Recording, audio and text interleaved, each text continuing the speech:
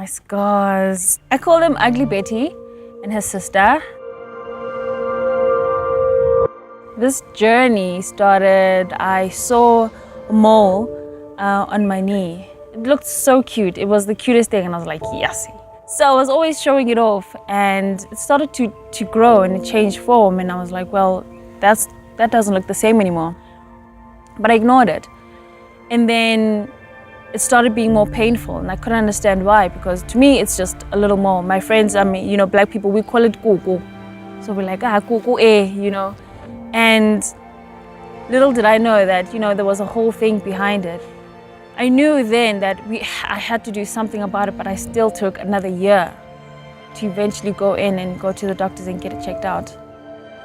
When I went into the dermatologist, I had a biopsy done and they gave me the diagnosis and I didn't know what to do with my life at that point.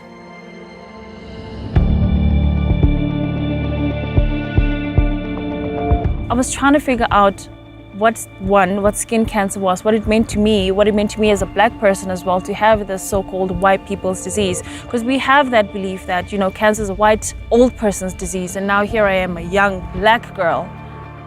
What's happening? How am I, finding myself in this situation? So after 6 months, then I had to go in and get my surgery.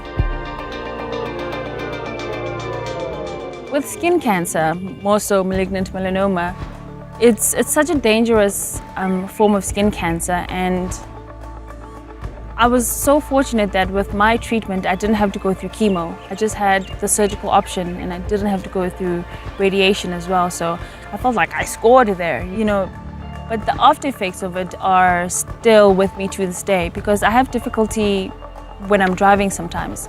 Who would have thought that, such a disease would, end up giving me such side effects at the end of the day.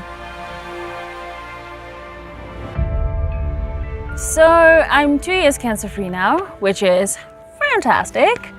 And I'm loving life because I have a new lease on life. I have a responsibility to society as a whole, and I think definitely to people of color. Cancer does not discriminate. It doesn't care who you are, where you're from, what you've been doing with your life. It's just like, hey, it doesn't even knock. It just comes in and you just, how do I deal with this? What I've come to learn is that, silence is cancer's best friend, because if we're quiet, nobody knows anything. Nobody learns if you're quiet. So know your body. Definitely know your body. Be aware of little changes and how they develop over time. And if it can help just one person, I think I've done my job.